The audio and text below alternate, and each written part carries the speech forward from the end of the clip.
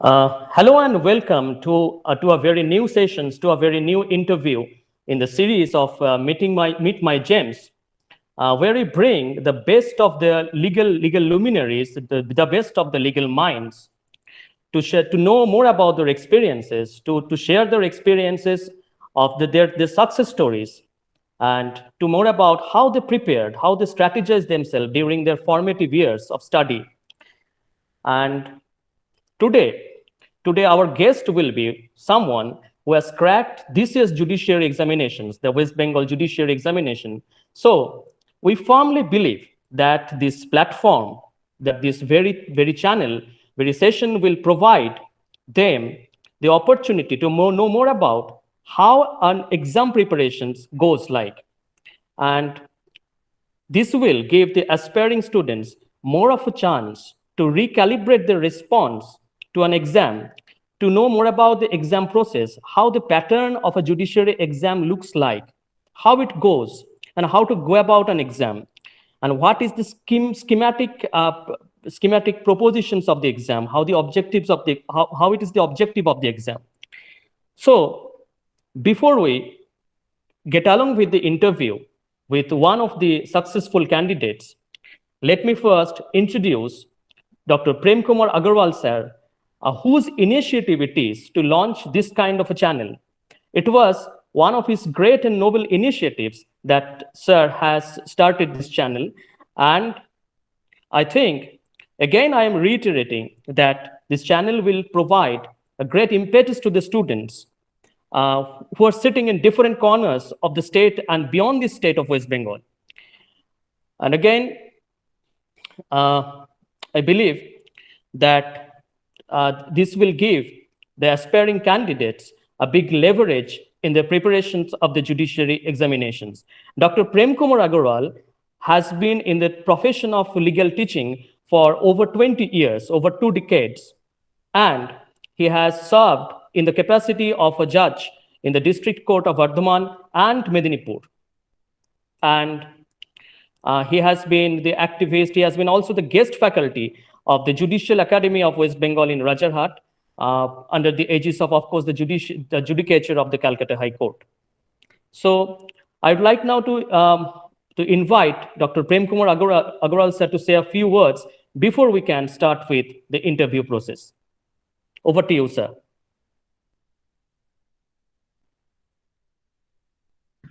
Thank you, Arithro. Welcome to yet another episode of Meet My Gems. My today's gem is Saurabh Guria, who has secured a 9th rank in the West Bengal Judicial Service Examination 2019. As has been already said and reiterated by Arithro, that the very rationale of this series of interactions showcasing the success stories of the various gems of mine is to inspire and motivate aspirants who are preparing for the judicial service examinations, both for West Bengal and for Tripura, Jharkhand, Bihar, and other states. This initiative was launched with the sole objective of drawing inspiration from the success stories and trying to emulate people who have fought back to crack this exam. It is not for promoting any coaching or commercial coaching of any sort. So at the outset, I am clearing this at the cost of repetition, that the sole objective or rationale of these interactions is to provide inspiration and motivation and certain clarifications and certain leads into how to prepare for this West Bengal Judicial Service examinations, and you will get the secrets of the success stories from these candidates for cracking other examinations also, like the WBLS, West Bengal Legal Service Examinations, West Bengal prosecution service examination, or for that matter, any other competitive examination. So, thank you, Saurabh. I'm sure you will speak your heart and mind out for the benefit of the aspirants, your younger brothers and sisters. Oritro, now you may proceed with the interview. Thank you. Okay. Thank you, sir. Thank you, sir, for your very enlightening words. And now we begin with the interview. Uh, at the very outset, I extend my heartiest congratulations to Sir Mr. Saurabh Guria, who has, of course, secured ninth rank in the West Bengal Judiciary Service in the year 2019. So my first question should be, it is a very generic question, sir. And I guess we are faced with these questions before. So when did first the idea of becoming a judge, becoming a judicial officer, first came to your mind, first crop up in your mind? Because we everyone know that the judiciary is associated with a lot of prestige, a lot of esteem. The people look up to the judiciary with a sense of reverence. But then the judiciary, apart from this, the subject of law is so vast, is so diverse that you could have chosen any other career options like legal journalism, like straight away getting into a career of a legal practitioner or joining a corporate law firm. What exactly motivated you? What exactly driven you? That well, let me give it as a let me give it a best shot. Let me sit for the judiciary examinations. Particularly, very exactly, what actually motivated you to sit for the judiciary examination? First of all, thank you, sir, for inviting me in this interview, and thank you, Aritro. Uh, Now, coming to the question, the seed of this judiciary was sown into me by my mother. It was my mother's dream to see me as a judge, and when I decided to take up law as my subject for higher education, I was in class 12. At that point of time, I decided that if I'm taking law as a subject for higher education, then I'll be going to the I'll be going to the topmost tier of law, and that is judicial service. So at that time, I decided that I'll be sitting for this West Bengal Judicial Service examination. Okay, so it was very much at the personal level that you were talking about. Yeah. Okay, okay. So now let us move across to the strategy of preparation. What was your strategy of preparations? Because we know that different people employ different kinds of strategy, which are best suited for them. Because there cannot be a one formula fits all approach. There cannot be a straight-jacketed formula. So could you please guide us step by step? So how did you plan your preparations and how did you what was your daily routine? What textbooks did you consult? And how much bare acts are important? How did it all pan out for you?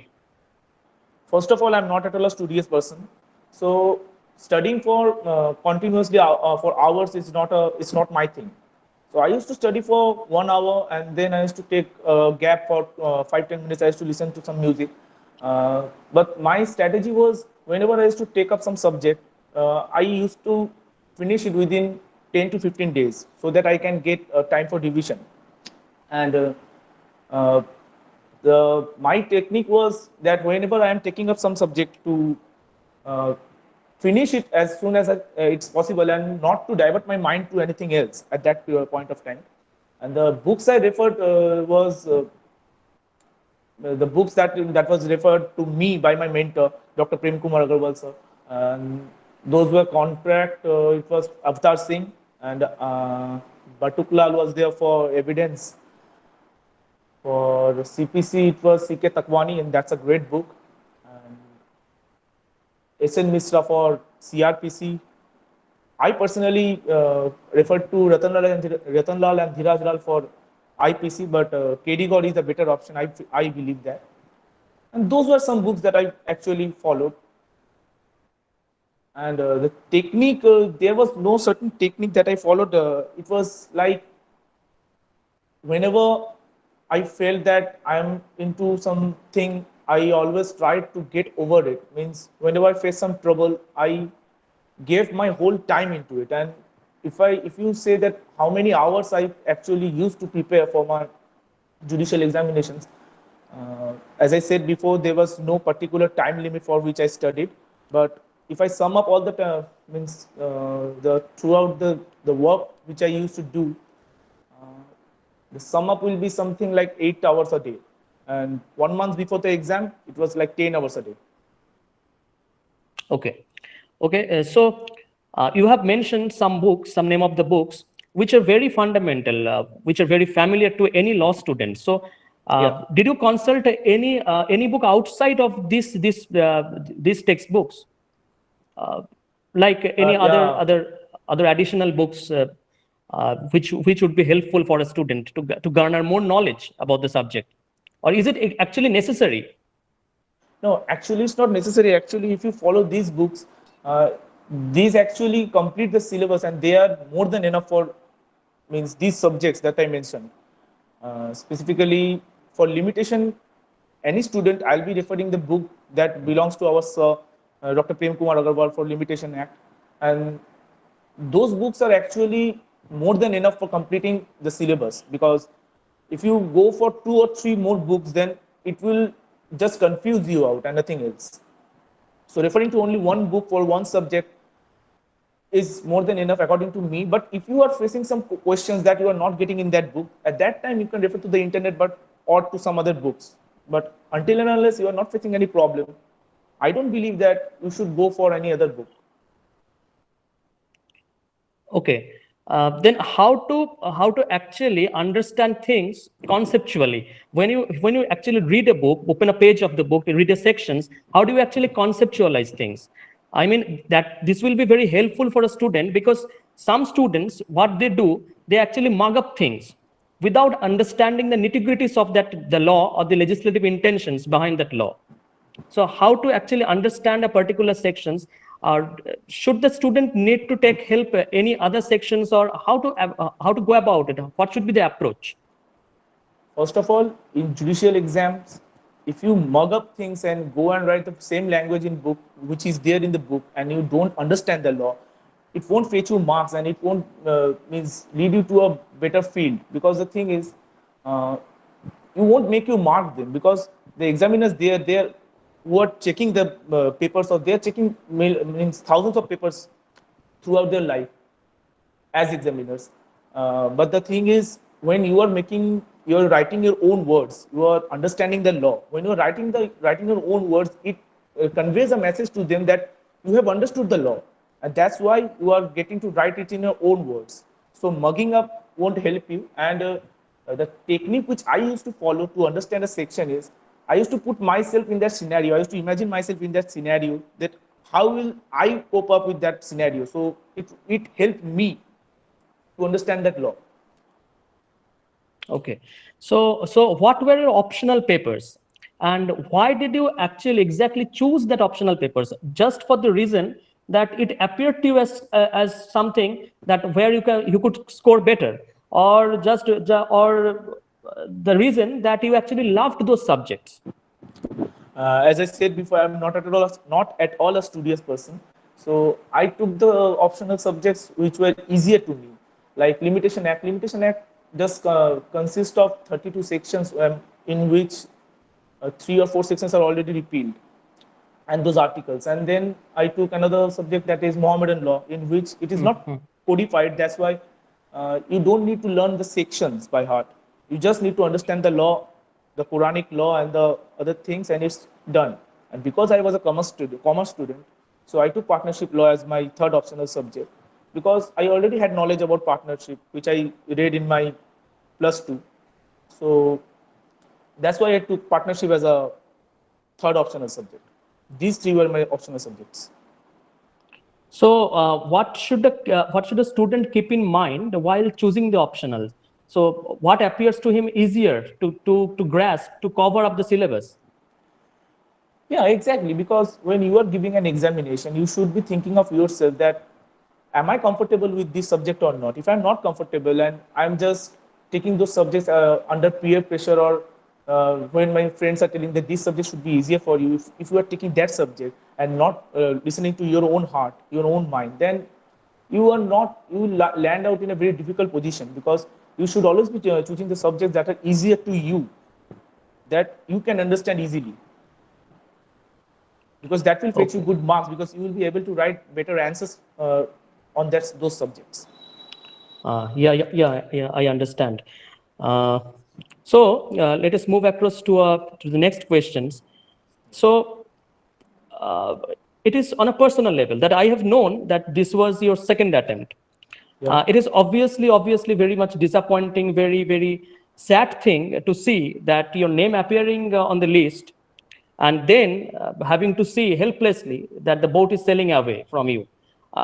You reached up till a very close quarter, and then see that you are actually missing the boat. So it is quite obvious on the next level that the aspirants get frustrated. They start to feel downcast, that because it is a long journey of preparations, they have to again start things, because the expectation is sky high, the competition is ever higher. The next year it will be again higher. You have to start things from the scratch, and the condition is nerve-wracking sometimes, more akin to a roller coaster. You become very itchy, very touchy, very crabby, crotchety. So I ask you the question because I feel we all in some part of our life felt low. And I see that in your back on the door, there's a picture of Maradona pasted there. So I guess I feel that we failed to evade the situations, but we do not think that we should come back hard at it. So how did you actually manage cope up with this mental battle? Because physical battle is one thing and mental battle is another thing. So can you please guide us through this? That is, how do you manage or fight this psychological I battle between personal life and your professional endeavor? See, I passed my BLLB in the year 2017, and as I said before, that I was already mentally prepared that I will be sitting for this examination. I prepared for since then I started preparing for 2018 exam, and obviously it was disheartening when I worked so hard and I saw my name on the 24th rank in that list, but 16 people were selected from the unreserved category, and I was really very close. But the thing is, from a failure, you can do something, that is, you either can decide that you won't get up, or you can take it up as a challenge that I'll be fighting back and I'll be reaching that milestone, I'll be reaching my aim.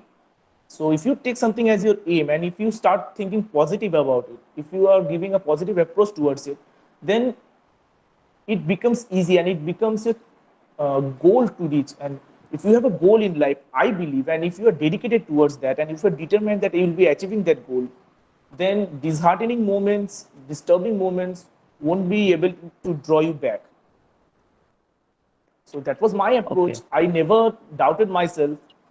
Obviously, I was disheartened, I was disappointed, I cried. But the thing is, as sir always said, that if you think positive, positive things will happen to you.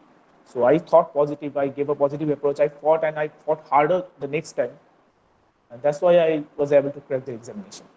Because if initially I started to feel that no, it's not my goal, and it's not, means I won't be able to crack this exam, it's too tough, then you are already putting yourself in a downside and you will never get back up. So you need to push yourself up, that I can do it. If you think that you can do it, then you will be able to do it. During this time, did you ever think that, okay, let me quit this or take some other things as my profession?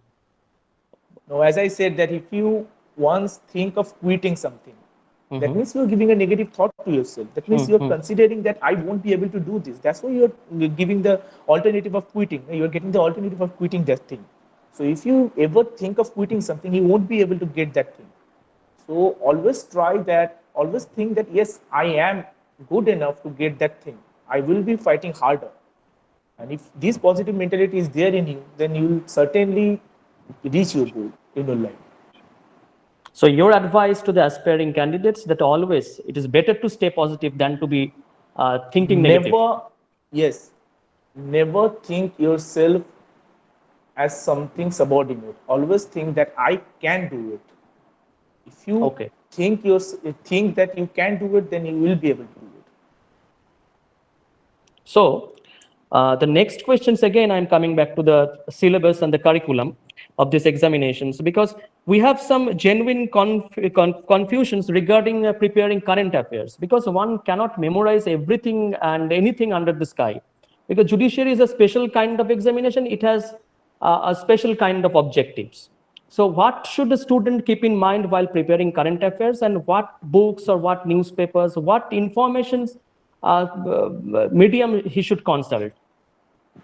For current affairs, the thing is, current affairs and general knowledge doesn't have any particular syllabus. There is nothing. Means the whole world is your current affairs and your general knowledge. So I used to follow my chronicles, civil service chronicles, every month, and current affairs. There is a journal which comes out, which is known as the current affairs. And I bought the particular general knowledge book. I don't remember the name of the author. And I used to follow those. And in social media, I liked some certain pages of current affairs relating to current affairs, and those things which popped up as notifications, those helped. And also the newspapers, the Hindu and the Times of India, I had those apps in my phone, and I still have them, and they really provide some good information. But still, it's not always possible to get all the things covered. Means, as I said before, that current affairs or GK is a subject of huge ambit, and it can never be covered throughout. But you can at least these things: chronicles, current affairs journal, and the Hindu, Times of India, news channels, and social media. All these helps you in preparing for current affairs and general knowledge. So apart from the static portion, so where your study, where your preparations of current affairs are limited to the last 2 years, last 1 year, so what should be the time period, timeline of these preparations? Listen. There is no particular time period for current affairs, because uh, in 2018 we got a question which was relating to Indira Gandhi.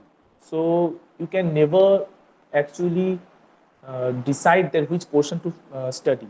So in 2017, uh, some major cases were there in Supreme Court: the privacy case, right to privacy case, then the Triple Talaq bill, and then all. But the thing is, uh, all those questions, means all those topics, they seem very, means appealing. They seem very, means their probability of coming into those exams as questions are very high, and people always go for those questions. But as one is, we were surprised to see that neither in 2018 nor in 2019 we never got those questions. We never got questions relating to those topics. So you can never say that this topic is important and I'll be studying this. But you need to study all the things. If you are following chronicles, then you need to cover up the full chronicles.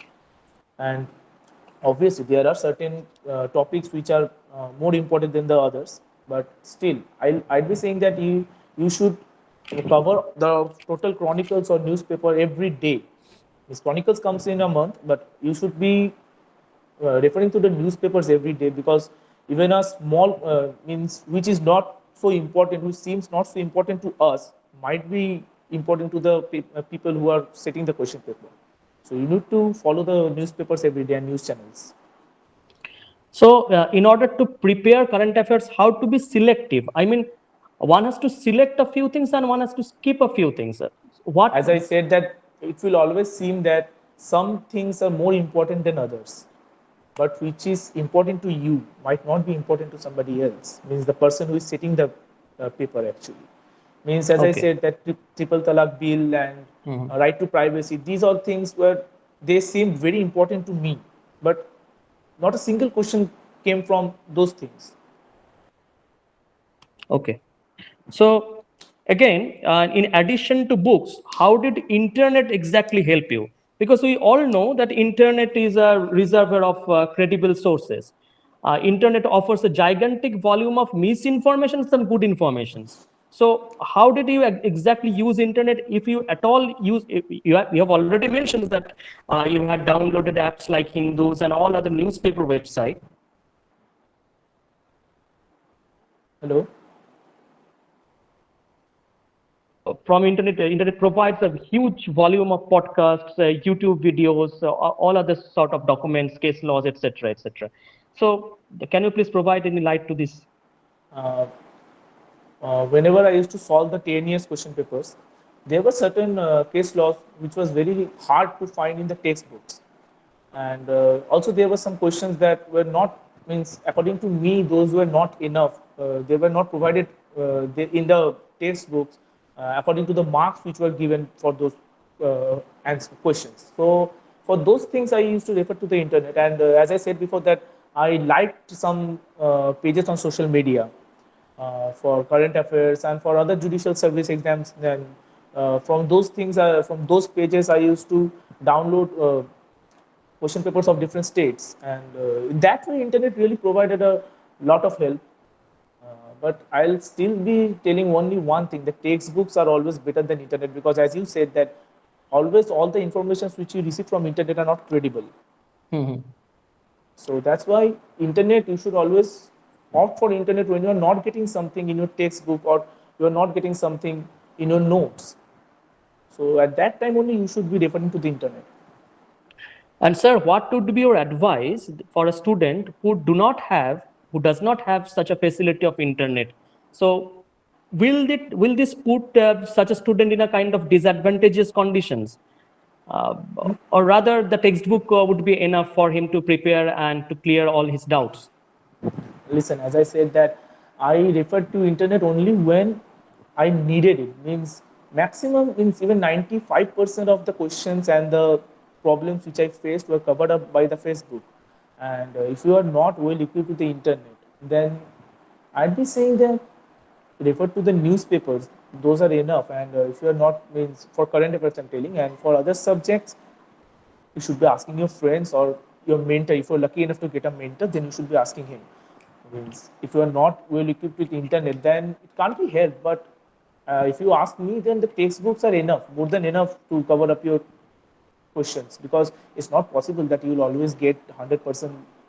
You will be knowing everything in a question paper or about a subject. It's not possible. Okay.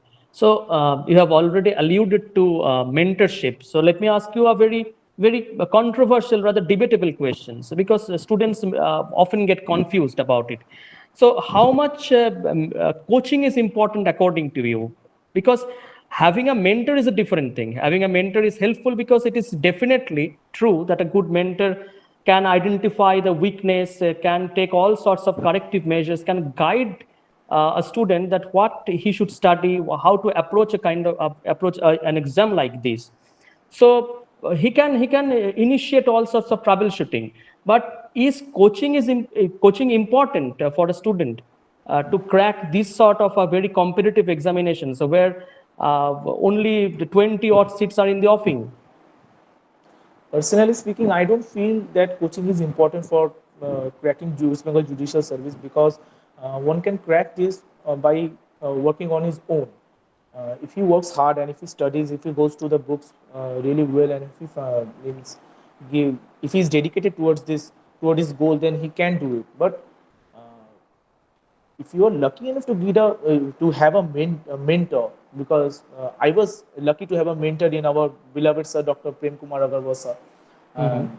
Then if you are lucky to have a mentor, then you will be getting the opportunity to ask him, to disturb him when you need, to ask him about the questions which you are not getting the answers to.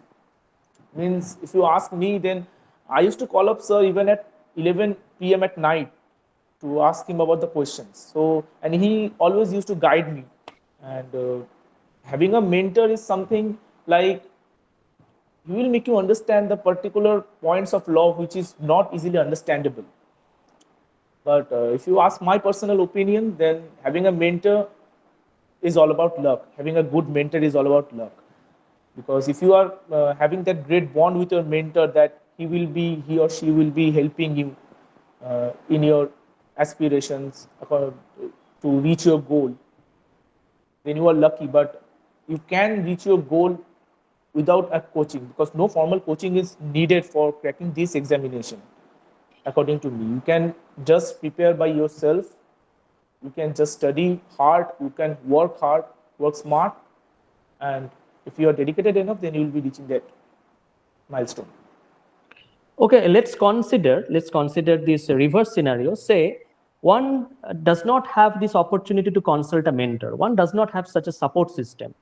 So can he actually take this exam as a solo travel?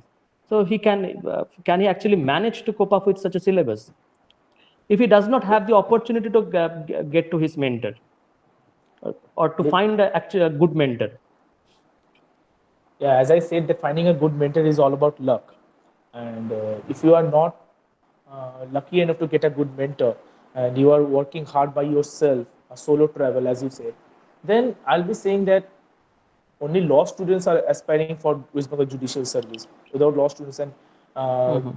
in your college life, you must have met other teachers. So if you are not having that any good mentor, then you should be consulting them, or you should be consulting your seniors who have already cracked the examinations, or uh, you should be looking up to somebody who has inspired you to take this job, to go for this milestone. So they might be able to help you in this field, because if you don't have a mentor, and if you are going on a solo travel, and if you are studying hard but still you are not coping up with the syllabus of the subject, and you're not understanding some things, then you need to find someone who is experienced about in these things and will be able to help you in these things. Okay, okay. So let's uh, get into the core preparations again.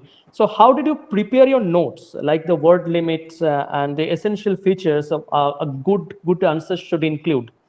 So should a candidate be analytical in his approach? And when the questions is asked from the Bear Act, so just referring to the Bear Act is enough. Uh, is just mentioning the particular sections, the ingredients of that particular section or provisions. Will that be enough for a good answer? How to fetch Acco- good marks from an answer?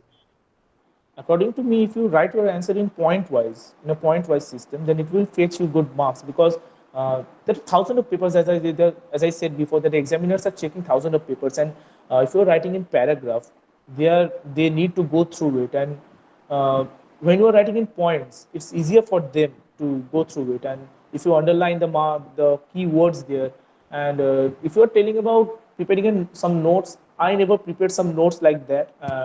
And the length of the answers, I used to write some, means I used to give some tests to our mentor, beloved Dr. Prem Kumar Agarwal sir, and he used to guide us that this should be the length of the answer. And in that way, I got the idea of how much answer should be written. And in the examination hall, you should be deciding that which answer and what should the length of answer according to the marks. Means if you are going for a 20 marks answer for a 5 marks question, then it will only cost you your time and nothing else. So at the end of the, means after the end of 3 hours, when your exam will be over and you will be finding that you have missed out one question which you could have written in a, and it could have fetched you a better marks, then you will be just regretting your decision of writing more for 5 marks than for writing that answer which you could have written. Uh, So there are questions. So one is 20 marks questions, or a long questions like 20 marks, which are broken into parts, which are divided into some parts. And there are questions like the short note type questions. So what should a candidate, attempt? Listen, it depends on the candidate. If you are feeling that the 20 marks question, which was said that broken up in 3 or 4 parts, if you are comfortable with that question, if you know the answers better to those questions, then you should be going for that. And if you are comfortable with the short notes, and if you know that these 4 short notes and it will fetch me better marks, and I know these answers better, then you should be going for that. But if you ask me, I'll be telling that whichever answer contains more point-wise approach, you should be going for that, because it will cost you less time while writing it, and it will even be easier for the examiner for checking it, and it will be creating a better impression for you. Okay. So the next question is that during mains, there is not a big gap between intervening exams. So how did you cope up with such small gap while revising? Because what techniques of revising did you actually employ or apply? Uh, After giving two examinations a day, when I used to return home, I used to give myself 1 hour break, and then I used to start revising the exam, which is on the second half in the next day. And after preparing, revising that for 2 hours or 3 hours, then I used to take again 1 hour gap, and then I used to start studying for the exam, which was in the next day in the first half. And I used to sleep for hardly 4 hours a day for those 4 days. Actually, the 4 days for the continuous 4 days in which we are uh, supposed to give 8 exams.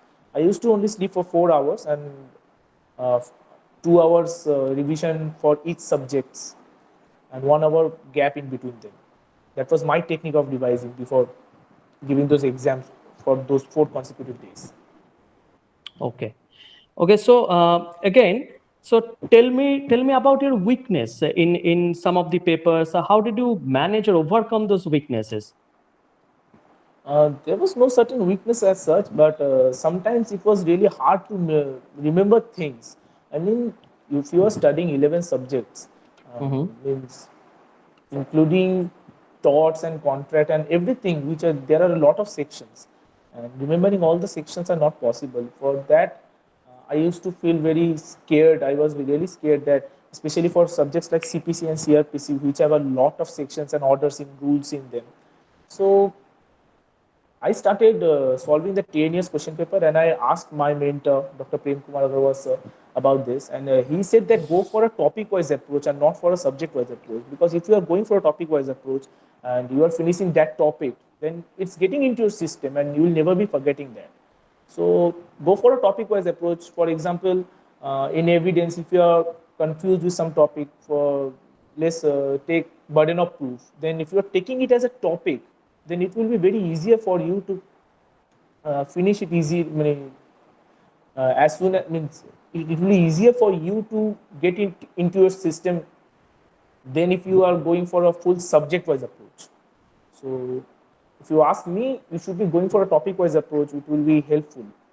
As such, weakness was only this much, that I used to feel very nervous that uh, the syllabus won't be over and I won't be able to remember the sections, because in law paper or in judicial exam, if you write a section wrong, the full answer becomes wrong.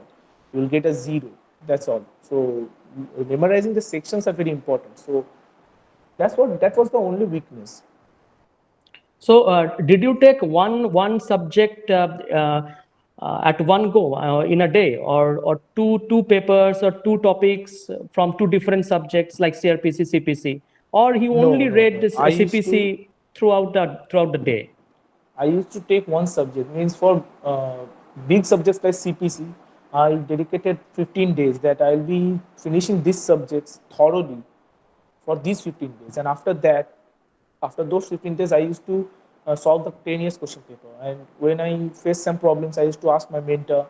And then after I was satisfied that this subject is over, then I used to switch to the next subject.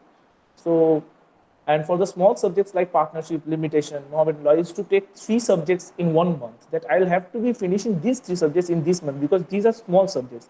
If you are doing this, then you will be getting 1 or 2 months to spare for revision before the Okay. exam. So we have come to the very fag end. So kindly take us through your interview experience. How did you plan for the personality test? I mean, what was your expectations, and how did it actually turn out? What was the attitude of the panelists towards you? What sort of questions were you asked? It varies actually, because in 2018 I was just asked uh, questions from the academic disciplines. Means you were I was asked from questions from all the subjects like contract, Mohammedan law, constitution, everything. But in 2019 it was actually like a personality test, and I was very much prepared, because sir already prepared me via mock interview. And the thing is, the first time in 2018, I was really nervous because it was my first time, and I was nervous about how I was looking and my gesture, whether I was polite enough. So my voice was shaking and I was very nervous. But in 2019, because I already faced them all once before, so it was not really that tough. But you should be remembering one thing, that your knowledge test, it is already done during the mains. And the personality test is always about your personality. They will be asking you questions which will infuriate you, or they will be trying to test your patience. And if you lose that at that moment, then your marks will be deducted. So you should be keep your calm, and you should be keeping your calm, and you should be patient enough to answer them. Sense of humor, a peace of mind, and calmness will definitely give you good marks in the personality test. So another very technical questions. Interview, the personality test carries 100 marks, and the rest of examination is 1,000 marks, I guess. So when the merit list is prepared, at this 2 marks, we know that 2 marks, these 2 marks are combined, but only on the basis of the personality test can a candidate can the candidature of the candidate rejected. Can it be Listen, rejected on the ground of that he failed to secure a particular cutoff in the personality test alone? no, as far as I know, there is no particular cutoff in personality test. Means if you are not good enough, then also you will get 20, 30 marks, because of your gesture. If your gesture is good, if you are polite enough, then it will fetch you 10, 20 marks, as far as I know. But if you have done good in your mains, if you have good marks in your mains, if your exams were up to the mark, then personality test uh, does not will never be able to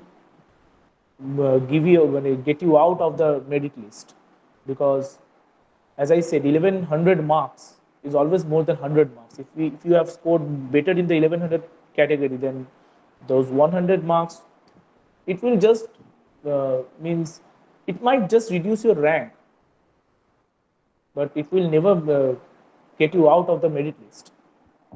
Okay. So before Sir sums it up everything, let me ask a very last questions to both of you actually. First, you will address these questions and then Sir afterwards. Uh, these questions came to me because it is a very, I think it's a very relevant questions. Uh, First, a statement, because we know that over the last 200 years, this common law system has evolved.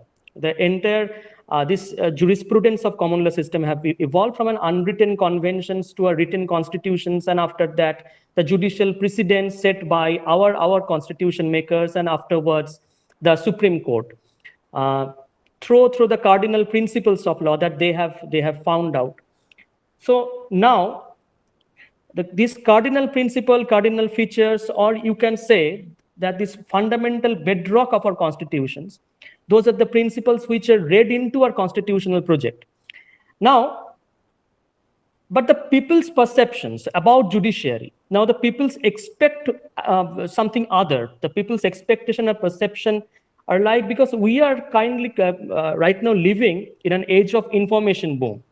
Every person is entitled to opinion, and they have different expectations from the judiciary, which may not be tenable, may not be maintainable by the judiciary, because judiciary is supposed to uphold the very ethos of the constitution, the principal values of the constitutions, and they are not supposed to gratify uh, the ego of the mass. So in a situation like this, again, but then the people's trust in a democracy like ours, people's trust and confidence in the judiciary are important, because for the system to survive, the system of governance to survive, then how to keep on winning the trust of the people, at the same time not dividing from the course of these judicial functions, or the ethics of these judicial functions. Listen, uh, the job of a judicial officer is very tough, because even sometimes some scenarios come to you when you know that the person in front of you is innocent, but the opposite side lawyer or the advocates, he presents you with some, means, very relevant facts or evidences against that person. So you are basically helpless in that situation, because uh, even if you know that that person is innocent, you don't have proof in favor of that person. So you have to give your judgment against that person because all the proofs and evidences are against him. So if you are telling that satisfying the ego of the mass, it's not always possible because even we are human beings and even we are bound by some law. Nothing is beyond law. So if some and there are always loopholes in laws. So if a advocate is exploiting those, if a person is exploiting those loopholes, then even if you know the fact, even if you are well equipped with the, if you are already, you have the knowledge of the innocence of that person, you cannot do anything because you are not well equipped with the facts in favor of him. So if you are saying that satisfying the ego of the mass, it's not always possible. And being a law student or being a means when I have passed law, I have understood something that there is a difference between layman and legal scholars because they don't know the law. For them, giving an opinion is very easy because they are just looking there at the scenario from outside. You are but being legal. Uh, when we are the lawyers, when the advocates, when we know the law, then it becomes our duty to make the law known to them because giving an opinion being a layman is very easy, but if you are an advocate, if you are a judicial officer, and if you are not getting the evidence in favor of the person, and if you are not getting any proof in favor of the innocent person, then you can't do anything. So satisfying the mass of the satisfying the ego of the mass is not always possible according to me. I don't know what sir will say, but this is my point. But uh, it's always not possible because the system is totally, it's not only based on the judicial officers, it's also dependent on the advocates. It's a total system. The bar and bench are always one, they are not separate. If the bar is misleading the bench can't do anything. So giving justice to the people is always the duty of both of them. Okay. So thank you, sir. Thank you, sir, for giving us your time. Yeah, Now you're I welcome. will move across to Dr. Prem Kumar Agarwal, sir, our beloved sir, to say the parting words before we take the curtain call here. Thank you, Orithro. Thank you, Saurabh. Thank you, sir. From the interaction between Orithro, an aspirant for judicial service, and a successful judicial officer now, waiting to get the appointment letter, Saurabh, Yes, sir. we came to learn so many things. First, let me clear certain questions raised by Orithro regarding the technicalities of the evaluation process of West Bengal Judicial Service. His question was, is there any cutoff marks or minimum required marks required for qualifying the judicial service examination for the personality test? Orithro, for your knowledge and for the others, let me clarify. There is no cutoff marks or any qualifying minimum qualifying marks for personality test or for that matter any other paper in the judicial service examination for West Bengal. Even if you get a 0 in any of the papers including personality test, you may be qualified for the judicial service. But then the personality test, as Saurav rightly said, is not the test of your knowledge but the test of the suitability of the personality for the job you are aspiring for. Your knowledge has already been tested in the 1100 marks written examination. Now, you need not qualify by securing any marks in the personality test, that is okay.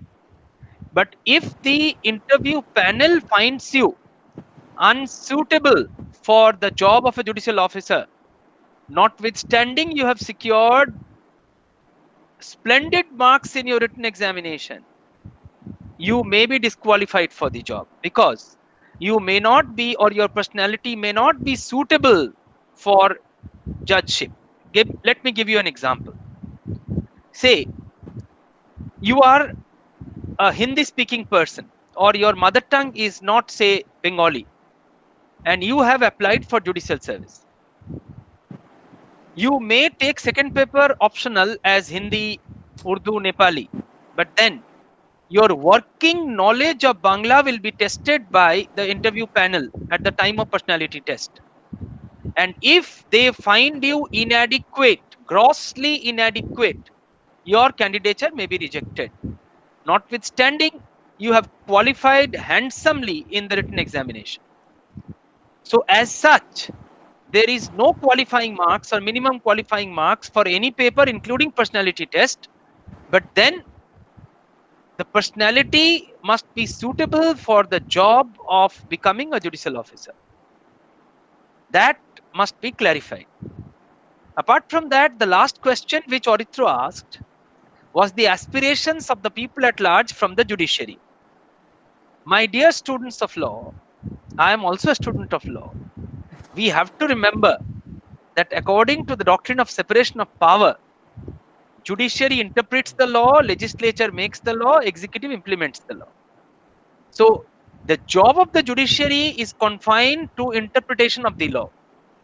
As one of the celebrated judges of the Supreme Court said, that if the meaning of the law is clear, meaning plain, effect must be given to it, irrespective of the consequences. So if the legislature's intention is clear, even if it is percolating injustice, I feel the judiciary's hands are tied. It is not much that the judiciary can do. So, in that view of the matter, it may often percolate to laymen that the judiciary is not living up to the expectations of the common wisdom of the people or the common aspirations of the people. But then one has to understand the limitations according to the values enshrined in the constitution. And this doctrine of separation of power, we all know, are a sort of an by default check and balance between the three wings of the government. So keeping that in mind, we'll have to understand the role of the judiciary. Although Indian judiciary has stood up in time of crisis from stalling the dictatorial ambitions of mighty politicians in the past, we have seen that during the time of emergency. And the judiciary, by and large, has not failed to sort of establish the values enshrined in the constitution, more so while sort of enforcing rule of law and judicial review. But there are dark spots also. But then, which institution is above pitfalls? One has to remember something. When we criticize the political system, when we criticize the bureaucracy, when we criticize the judiciary, one has to remember that they are also the product of the society where we live in. So a society gets the judiciary it deserves, a society gets the politicians it deserves, a society gets the actors it deserves, a society gets the teacher it deserves. So for that matter, if we need more responsive, more accountable institutions in our society, first at the micro level, we need to be more accountable, more sincere, more devoted in our jobs. It was really a learning experience, Saurabh, because Saurabh, in the first attempt last time, he missed the bus just by, I think, one or two ranks. But then the way he fought back is remarkable. And that the aspirants must follow very closely, that Thank you, you sir. should not be bogged down by any failure in life, because failures are the pillars of success. I am proud of Saurabh. I am Thank proud you, of sir. each of my gems. I am proud of each and every of my student. Never get bogged down on in your life. Your time will also come. Orithro, thank you for the insightful questions. It revealed a lot, and I think it will be immensely helpful for the aspirants who are preparing for the exam. Orithro, it is all yours. You may now end the program with a note of thanks. Thank you. So Thank you, sir, for clarifying our doubts. And regarding the explanation provided you for the last questions, it will only provide more, not only more clarity, but also more impetus for the aspirants to take up the job of a judicial officer. Because I do not see it as a judicial compulsion only, but as something that we are actually getting a chance to uphold the values if we ever get selected in this service. So, without further ado, I heartily thank once again Sir Saurabh Guria for giving us his valuable time. I wish him all the success in all his future endeavors, and also from the deep core of my heart, thank Dr. Prem Kumar Agarwal sir, our beloved sir, for giving a small person like me this chance of anchoring such a insightful session with two great minds here. So thank you everyone. Thank you everyone for listening. If you should you have any doubt regarding anything, any questions, any clarifications, you may ask when this will be uploaded on the YouTube channel. Thank you everyone.